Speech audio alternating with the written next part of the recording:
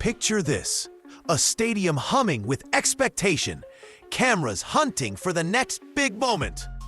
And instead, they find one frozen shot that says more than any final score ever could. There, on the bench, helmet off, a rookie sits with a face that looks like someone who just watched a lifetime of promise get folded into a single, unbearable night. That image spread faster than a viral highlight. Fans stunned, pundits sharpening knives, and every sports show suddenly treating Cleveland like the center of a national soap opera. This isn't just a bad loss. It's a public unraveling caught on film. A moment where frustration turned into spectacle, and the story stopped being about X's and O's and started being about power, patience, and pride. When a veteran who is supposed to steady the ship makes mistake after mistake, patience evaporates. When ownership's whispers feel like a public demand, trust fractures. And when the rookie everyone hyped is benched while the crowd screams his name, the drama goes from local outrage to national headline. You don't need to be a Browns fan to feel the electricity. The clip of that bench shot cut through the noise and forced everyone to ask the same question. What in the world is going on behind those closed doors? There are three forces colliding here. First, the on-field reality. Turnovers, missed reads, and plays that used to look routine now feel shaky. Second, the human friction. A coach insisting on a plan, and an owner who seems to want a different result, or at least wants to be seen getting one. Third, the narrative engine. Media cycles and social feeds that escalate any hint of conflict into a full-blown crisis. Mix those together, and you don't just get a controversy. You get a combustion engine for headlines, speculation, and pressure that can change careers overnight. So this isn't just about one game. It's about a franchise at a crossroads. A rookie on the bench who might be the city's salvation or its next heartbreak. And a decision that will echo far beyond a single Sunday. And the question hanging over Cleveland now is as simple as it is terrifying. Play the hype and risk the growing pains, or stick with the plan and risk losing the city forever. It started with one image, a rookie sitting alone on the bench, helmet off, eyes locked on the field like he was watching his dream crumble in real time. The scoreboard didn't need to tell the story. That single shot said it all. The Cleveland Browns weren't just losing a football game. They were losing control of their entire season. Within minutes, that image of Shedeur Sanders went viral, lighting up timelines faster than a touchdown highlight. Fans weren't just frustrated. They were furious, chanting his name like a battle cry, while the team crumbled in front of them. But what happened next turned a bad Sunday into a full-blown NFL earthquake. Reports claim owner Jimmy Haslam stormed out of his box mid-game, furious at what he was seeing. Meanwhile, head coach Kevin Stefanski stayed stone-faced on the sidelines, clinging to his plan like a man trying to steer a ship already sinking. Rumors started flying, not just about play calls, but power struggles. Was this really about football, or was it about control? On the field, veteran Joe Flacco looked like a ghost of his former self, slow, hesitant, and one mistake away from collapse. The Lions didn't just beat the Browns 34-10, they humiliated them. And while the cameras should have been focused on the action, they couldn't stop zooming in on Shedeur, the rookie everyone wanted to see, the one being kept in chains by a coaching staff that refused to let go of the past. By the time the post-game press conference rolled around, the damage was done. Reporters pressed Stefanski, fans flooded social media, and analysts turned Cleveland's meltdown into must-see TV. The storyline wasn't about stats anymore. It was about pride, ego, and a franchise that might be eating itself alive from the inside out. This wasn't just a football loss. It was a civil war in cleats, a clash between the old guard and the new wave. And in the middle of it all sat Shedeur Sanders, the rookie who hadn't even taken a snap, but somehow became the face of the storm. By halftime, The tension in Cleveland wasn't just in the locker room. It was pulsing through every seat in the stadium. Joe Flacco, the veteran once hailed for his experience, suddenly looked like a man stuck in slow motion. His passes floated like paper planes caught in the wind. His reads lagged behind the defense, and every snap felt like another reminder that the game might have finally passed him by. The fans could see it. The players could feel it. Even the commentators stopped defending it. Each mistake landed like a body blow. A deflected pass here, a fumble there, and before long, the scoreboard stopped being a number. It became a symbol of frustration. The Lions didn't just outplay the Browns, they exposed them. 34-10 wasn't just a loss, it was a statement. Detroit walked away with the win, the confidence, and Cleveland's dignity wrapped in a neat little box. Then came the turning point. As the final minutes ticked down, chants began to rise from the stands. Soft at first, then louder, angrier, and more unified than anything the Browns had heard all season. "We want Shedeur," echoed across the stadium like thunder. It wasn't just a plea for a quarterback change. It was a cry for hope, for something new, for someone who could make them believe again. Up in the press box, reports say Jimmy Haslam's patience snapped. He wasn't seeing progress. He was watching a disaster unfold in real time. Meanwhile, on the sideline, Stefanski stood, motionless, headset on, eyes forward, pretending he couldn't hear the revolt happening right behind him. But everyone knew he could. Everyone knew the noise was for him. And as the camera zoomed in on Shedeur Sanders, sitting calm, unreadable, the only spark in a sea of chaos, the story wrote itself. The veteran was failing, the coach was crumbling, and the fans had already chosen their hero. This wasn't just a game gone wrong. It was the moment the entire city decided the old plan had to die so something new could finally begin. What started as a sideline meltdown quickly exploded into something much bigger, a full-on power struggle inside the Cleveland Browns organization. The kind of drama that makes you forget you're watching football and feel like you've just tuned in to the season finale of a reality show. Reports claim Jimmy Haslam didn't even wait for the final whistle before storming out of his luxury box, face red, phone in hand, demanding answers. To him, this wasn't just another loss. It was an embarrassment broadcast to millions. Kevin Stefanski, on the other hand, wasn't panicking, at least not in public. Standing on that sideline, he looked like a man determined to prove a point, that sticking with his system was smarter than giving in to the noise. But here's the problem. In Cleveland, noise is the system. Once the fans turn, the clock starts ticking. And by the time Haslam left the stadium, that clock was already halfway to midnight. Insiders began whispering that tension between the two men had been brewing for weeks. Haslam wanted excitement, the kind of spark that puts butts in seats and headlines on ESPN. Stefanski wanted control, a coach's right. Long. When the owner starts calling shots, it's only a matter of time before the headset stops working. Behind closed doors, it wasn't strategy being debated, it was ego. Haslam reportedly demanded that Shedeur Sanders see the field soon, while Stefanski kept preaching patience and process. Two philosophies, both stubborn, colliding under the weight of one ugly loss. And when that happens, someone has to lose.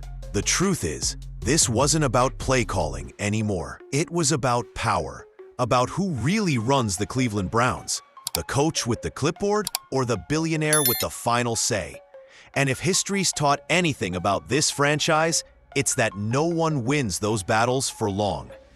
When the dust finally started to settle, Cleveland fans weren't arguing about the loss anymore. They were arguing about the future. And at the center of it all stood two names, Dillon Gabriel and Shedeur Sanders. Two rookie quarterbacks. One city desperate for a savior. And a franchise stuck between patience and panic. Dillon Gabriel got his moment first. The rookie out of Oklahoma looked sharp in flashes. Quick release, decent pocket presence, a couple of throws that hinted at promise. But flashes don't save franchises. When the lights burned brightest, the Browns still came up short, and that's all the fans saw. Gabriel wasn't the problem, but he wasn't the answer either. And in Cleveland, anything less than a miracle isn't enough. Meanwhile, Shedeur Sanders sat waiting. The name, the legacy, the hype. Every shot of him on the bench became a viral clip. Every camera angle told the same story. He's ready, but they won't let him play. And that's when the debate turned into obsession. Fans began flooding comment sections, talk shows, and even teen pressers with one demand: start Shedeur. It wasn't just about talent anymore. It was about hope, about proving that this season still had a pulse. Inside the organization, though, things weren't that simple. Reports suggested that Stefanski and the front office had drafted both rookies as a long-term insurance plan, not a short-term fix. They wanted time, film study, system mastery, development. But time isn't something Cleveland fans believe in anymore. They've seen too many rebuilds, too many next years. What they want is now. And here's the kicker. Shedeur isn't just any rookie. He's the son of Deion Sanders, a man who can move mountains of media attention with a single quote. The second Coach Prime opens his mouth, the entire sports world listens. That kind of power makes owners excited, coaches nervous, and fan bases restless. So now, Cleveland finds itself trapped in a dilemma of its own making. One rookie too early, one rookie too late. And a city that's already picked its hero before he's even taken a snap. The moment Deion Sanders spoke, Cleveland stopped being a football story. It became entertainment. One quote from Coach Prime, and suddenly every sports outlet, talk show, and meme page in the country had a new obsession. The Browns weren't just losing games anymore. They were trending. And in 2025, that's almost worse. ESPN turned it into a soap opera. Analysts weren't breaking down plays, they were performing monologues. One called it coaching scared. Another said it was organizational chaos. Stephen A. Smith practically paced a hole in the studio floor, demanding answers like Cleveland had just committed a football crime. Even the late-night hosts got in on it, turning Haslam's rumored outburst into punchlines. The Browns had become what every team fears most, a viral circus. Social media took that chaos and multiplied it by 1,000. Hashtags like #FreeShedeur and #BenchFlacco trended for days. Clips of Shedeur's sideline stare were edited with dramatic music and millions of views.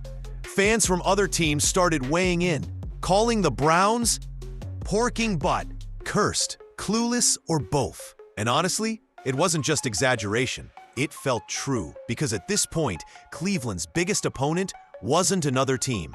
It was the noise. Inside the organization, that noise was deafening. Coaches were forced to answer questions that had nothing to do with schemes. Players had to choose their words carefully in interviews. Every move the Browns made, every practice rep, every sideline reaction was dissected like a presidential debate. One wrong soundbite and it was front-page news. The owner wanted results, the coach wanted space, the fans wanted Shedeur, and the media, they wanted blood. Because the truth is, chaos sells, and the Browns, willingly or not, were delivering it by the truckload. In less than a week, Cleveland went from football team to full-blown national headline. Part tragedy, part comedy, and all chaos. And while the city tried to drown out the noise, one truth kept echoing louder than ever. This story was far from over. In fact, it was just getting started. By the time the smoke cleared, Cleveland wasn't just facing a quarterback controversy. It was standing at a crossroads that could define the next decade of the franchise. The owner was furious, the coach defiant, and the fans restless beyond belief. Something had to give, and everyone knew it. The only question left was what happens next. Inside Berea, the Browns' headquarters, whispers started to spread. 3 possible paths, each with its own consequences. The first and loudest option was to unleash Shedeur Sanders. Throw him in now. Let him lead. Let him learn the hard way. The upside? Instant energy. Ticket sales, headlines, morale, all skyrocket overnight. But the risk? If he struggles, if he fails under the pressure, the same fans chanting his name today could turn on him tomorrow. Cleveland's history is littered with quarterbacks who were supposed to be the one. The city, patience for another false savior is running thin. The second path? Stick with experience. Ride out the storm with Joe Flacco or Dylan Gabriel. Protect Shedeur from the chaos. And hope that time somehow heals what's already broken. It's the safe route, the logical one, but it's also the most dangerous politically. The fans are out of patience. The owner's pride is wounded. And every week without Shedeur feels like another week wasted. And then there's the third path, the compromise. Let Dylan Gabriel start for now, while slowly integrating Shedeur behind the scenes. It sounds smart on paper, but in a city this impatient, smart on paper rarely survives the next headline. The Browns are trapped between logic and pressure, between what's right for the team and what looks right to the world. Haslam wants to make a statement. Stefanski wants to protect his process. But the fans? They just want hope. They've watched 32 quarterbacks come and go since the early 2000s. They've endured rebuilds that never rebuilt anything. And now all eyes are on the same decision, one that could make Shedeur Sanders a legend or another name in Cleveland's long graveyard of what could have been. Either way, the next snap could change everything. Cleveland has seen plenty of chaos before, but this one feels different. This isn't just another bad season or another quarterback carousel. This is ego meeting desperation at full speed, the kind of collision that leaves everything cracked, from the locker room to the owner's box. Kevin Stefanski stood firm on his philosophy. No rookie shortcuts. To him, the system came first, even if that system was crumbling in front of millions. But Jimmy Haslam wasn't hearing it anymore. He'd poured millions into a roster built to win now, not to develop for someday. And when fans are chanting a rookie's name louder than your team's fight song, that someday disappears fast. Behind closed doors, insiders claim the tension was unbearable. Haslam wanted action, Shedeur on the field, energy back in the stands. Stefanski wanted time, discipline, structure, control. But time and control are luxuries in Cleveland. Here, losing games isn't just failure, it's betrayal. Every fumble feels personal. Every interception reopens an old wound that's been bleeding for decades.